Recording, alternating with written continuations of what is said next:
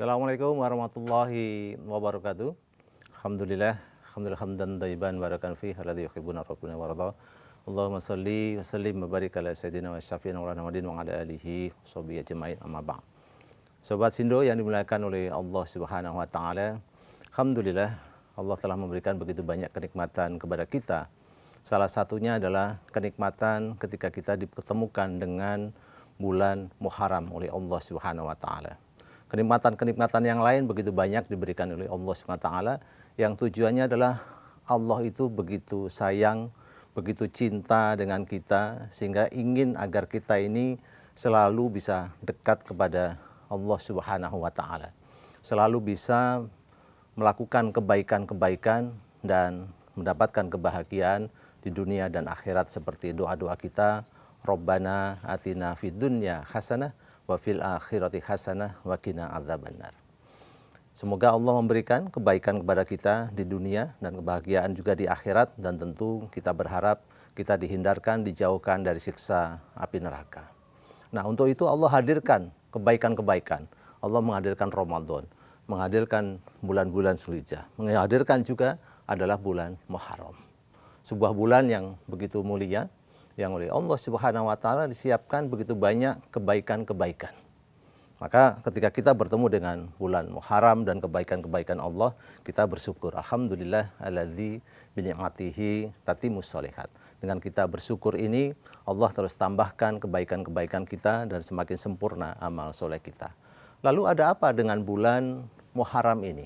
Nah, Muharram ini adalah tentu menjadi sebuah bulan yang ditentukan sebagai bulan awal dari umat Islam, yang sejarahnya mengandung sebuah sejarah yang luar biasa mendalam, yaitu adanya hijrahnya Rasulullah Shallallahu Alaihi Wasallam dari Mekah ke Madinah. Walaupun penentuan ini dilakukan pada zaman Umar bin Khattab, tetapi memiliki sebuah makna yang mendalam, perjalanan kebaikan dari kegelapan menuju sebuah kesuksesan. Minal dzulumati ilan nur, dari kegelapan menuju sebuah cahaya kesuksesan, yang kita lihat bahwa dalam sejarahnya setelah hijrah dari Mekah ke Madinah, umat Islam mengalami kondisi-kondisi yang semakin membaik, yang Allah sebutkan sebagai puncak daripada khairu ummah, seperti Allah sebutkan dalam surat Ali Imran 110, kuntum khairu ummah ukhrijat linnas ta'muruna bil ma'ruf wa tanhauna 'anil munkar wa tu'minuna billah. Kita adalah umat yang terbaik, ya, yang diturunkan manusia, yang kita melakukan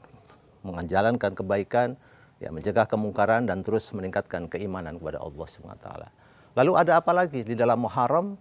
Muharram adalah waktu yang terbaik untuk kita melakukan ibadah-ibadah, terutama ibadah puasa. Ya. Ketika Rasulullah SAW bersabda, ya, bahwa Abdul Siyam ba'da Ramadan adalah Syahrullah Muharram, hadis riwayat Muslim, bahwa sebaik-baiknya puasa, ya, puasa sunnah tentunya, ya, setelah Ramadan, ya, kalau Ramadan adalah puasa wajib, setelah itu seterbaik-baiknya adalah puasa pada bulan Muharram. Jadi ketika kita pengen menambah puasa-puasa sunnah, perbanyaklah di bulan Muharram. Walaupun ini dicontohkan oleh Rasulullah tidak sampai sebulan penuh beliau berpuasa.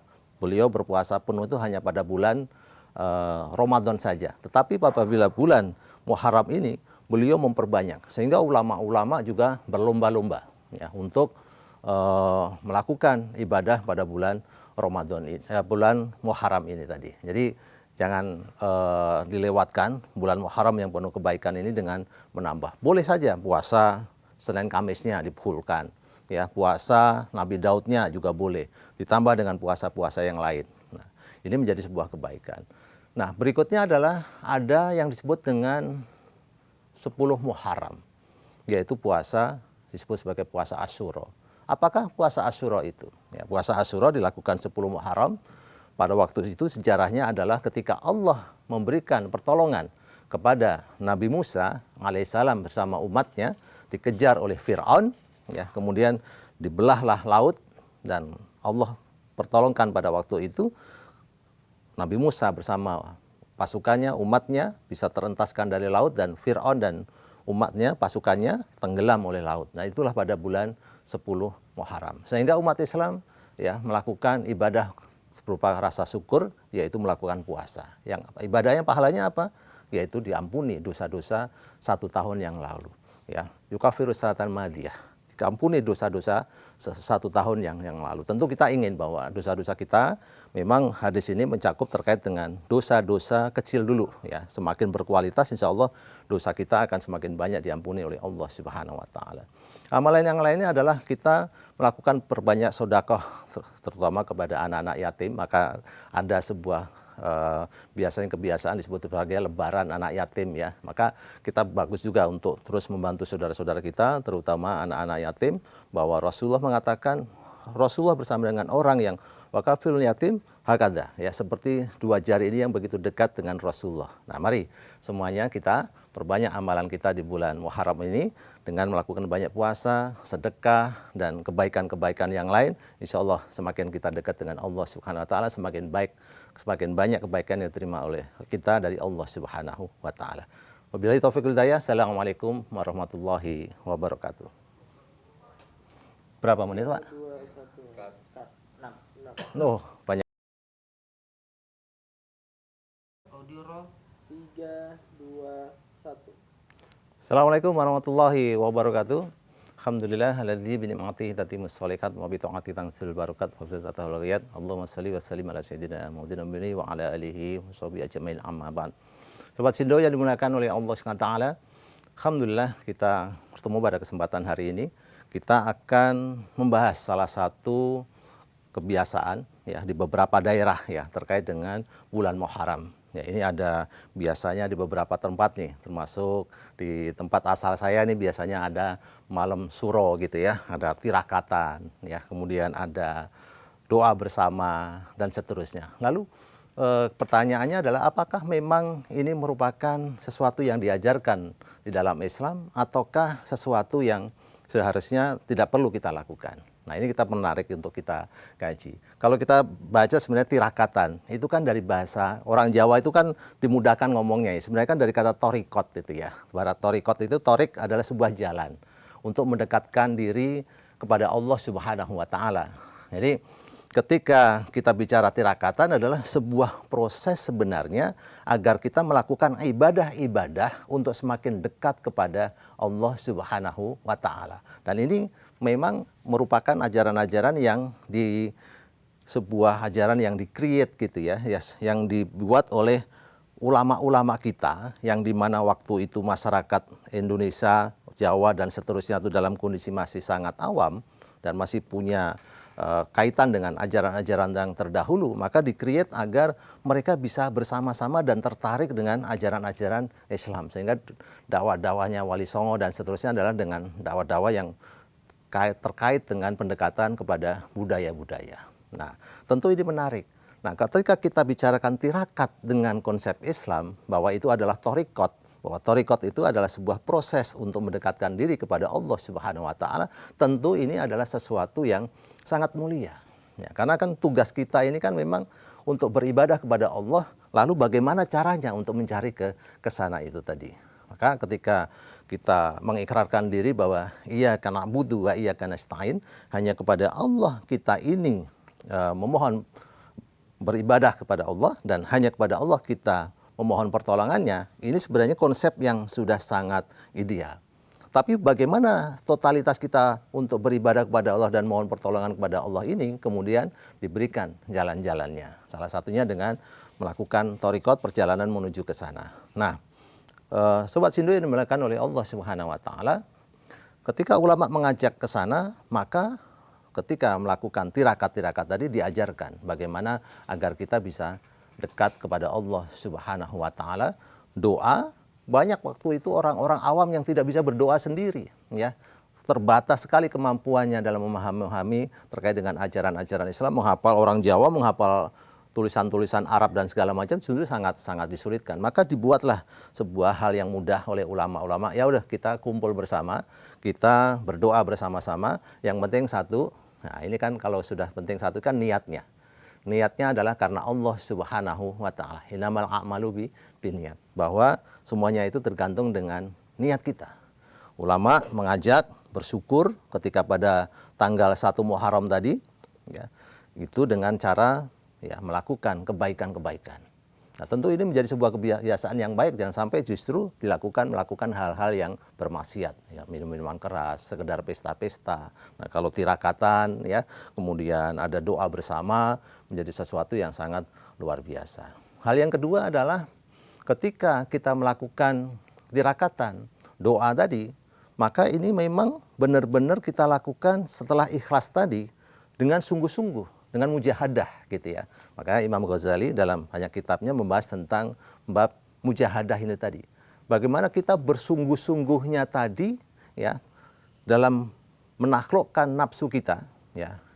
Tarbiyah an-nafas tadi ya, pendidikan jiwa kita tadi yang diharapkan jiwa kita tadi menjadi jiwa-jiwa yang mutmainnah atau sebagai qalbun salim tadi. Maka Allah Subhanahu wa taala berfirman, yauma la yanfa'u malu wala banun illa man atallaha biqalbin salim. Bahwa suatu hari nanti tidak bermanfaat harta dan anak-anak kita ini yang banyak kecuali kita datang kepada Allah dengan hati yang bersih, hati yang salim sehingga kita selamat. Nah, maka tadi kita tujukan kalau dengan mujahadah kita.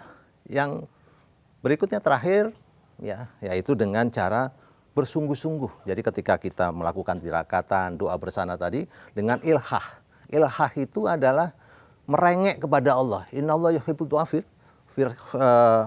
mulhina fi doa. Bahwa Allah itu menyukai hambanya yang mulhina fi doa, yaitu berdoa dengan ilhah, merengek-rengek. Jadi ketika kita doa bersama jangan ketawa-ketawa, biarin yang doa yang khusyuk, kita ketawa-ketawa. Kita juga sama-sama khusyuk mohon kepada Allah Subhanahu wa taala sehingga target tirakatan kita, doa kita bersama insya Allah diterima oleh Allah Subhanahu wa taala menjadi amal-amal yang berlipat ganda. In asantum asantum li anfusikum. Kebaikan yang kita lakukan akan kembali berlipat ganda kepada kita semuanya. Demikian, mudah-mudahan bermanfaat. Wabillahi taufiq wal hidayah.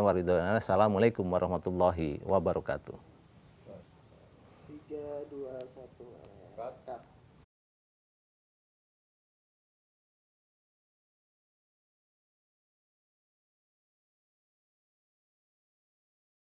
Audio roll.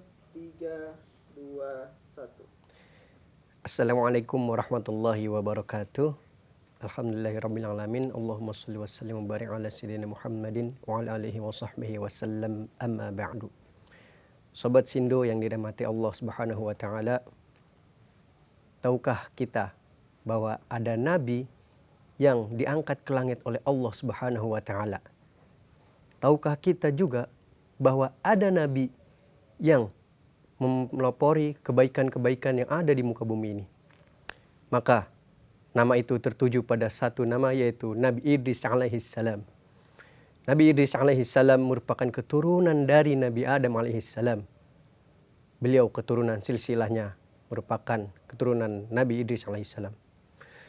Nabi Idris mempunyai ayah, Idris bin Yafid bin Kinan bin Mahlail bin Anush bin Kinan bin Mahlail bin Anush bin Syed bin Adam. Dan itu merupakan keturunan Nabi Adam alaihissalam. Bahwasanya Nabi Idris alaihissalam terdapat dalam Quran surah Maryam ayat 56 dan 57.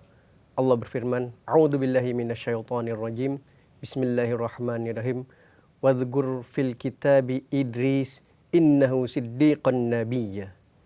Dan ingatlah, kisahkanlah kisah Nabi Idris yang ada di dalam Quran.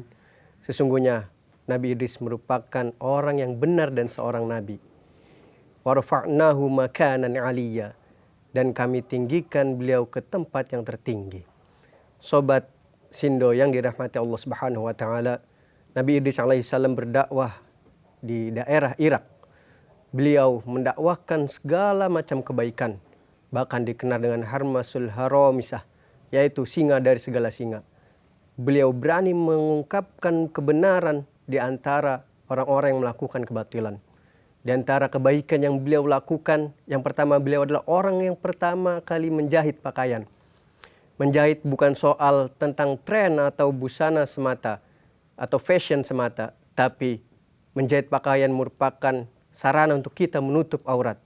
Dan sampai detik ini kita masih melakukannya. Banyak fashion-fashion yang terkenal itu menjahit bajunya dan kemudian dipakai oleh orang-orang banyak. Kemudian yang kedua, Nabi Idris adalah orang yang pertama menunggangi kuda. bahwasanya saat itu Nabi Idris alaihissalam menunggangi kuda tidak hanya untuk berkeliaran, tidak hanya untuk menjelajahi bumi, tapi juga untuk jihad fisabilillah. Dan hal ini juga yang terdapat dalam Qasasul Anbiya karangan Imam Ibnu Katsir rahimahullah, bahwasanya beliau menggunakan kuda tersebut untuk berjihad, dan beliau termasuk orang yang pertama kali berjihad di jalan Allah Subhanahu wa taala. Dan yang ketiga, yaitu Nabi Idris alaihissalam merupakan orang yang pertama menggunakan pena atau pulpen. Dan ini sampai detik ini kita masih menggunakan pulpen. Di sekolah-sekolah, anak-anak sekolah masih menggunakan pulpen. Bahkan di era modern kini, kita mengetik di handphone, di komputer, itu berawal dari pena. Dan Nabi SAW bersabda, awalu khairullah bil qalam. Artinya, yang pertama kali diciptakan oleh Allah adalah pena, adalah pulpen. Dan itu pena Allah gunakan untuk mencatat takdir kita, alam semesta ini. Sobat Sindo yang dirindukan Allah Subhanahu wa taala, maka dengan segala prestasi yang dicapai oleh Nabi Idris, Allah menempatkan Nabi Idris di tempat yang mulia. Kemudian Nabi Idris alaihissalam diberikan info oleh Allah bahwasanya beliau akan mendapatkan tempat surga, mendapatkan prestasi terbaik di sisi Allah Subhanahu wa taala. Ketika Nabi Idris mendengar hal tersebut, Nabi Idris alaihissalam mengingat kembali umurnya yang sebentar lagi akan dipanggil oleh Allah Subhanahu wa taala. Maka beliau bergumam ingin meminta perpanjangan umur agar kebaikannya lebih diterima, lebih luas diterima oleh kalangan masyarakat pada saat itu. Maka Nabi Jibril atau malaikat Jibril alaihissalam menanyakan kepada Nabi Idris, mengapa engkau tidak langsung berdoa? Bahkan Nabi Idris kemudian menjawab, permintaanku begitu besar sehingga aku ingin bertemu langsung oleh Allah Subhanahu wa taala dan menyampaikan keinginanku.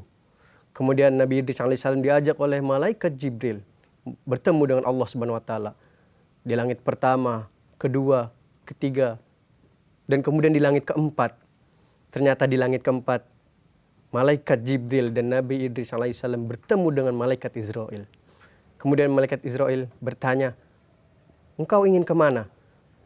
Aku ingin bertemu Allah Subhanahu wa taala. Dan ternyata malaikat Israel diperintahkan oleh Allah untuk mencabut nyawa Idris.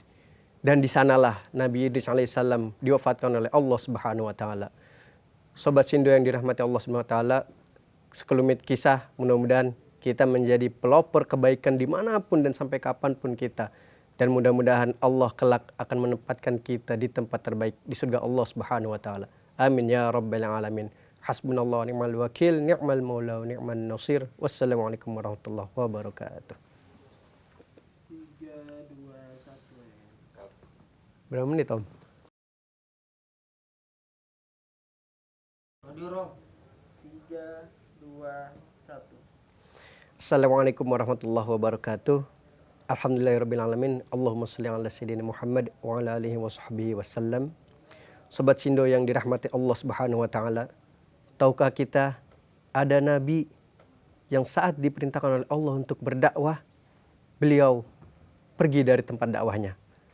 Tahukah kita bahwa ada nabi yang kemudian ketika melaksanakan perjalanan laut, dia dilempar ke dalam laut dan dimakan oleh ikan paus dan ternyata tidak meninggal.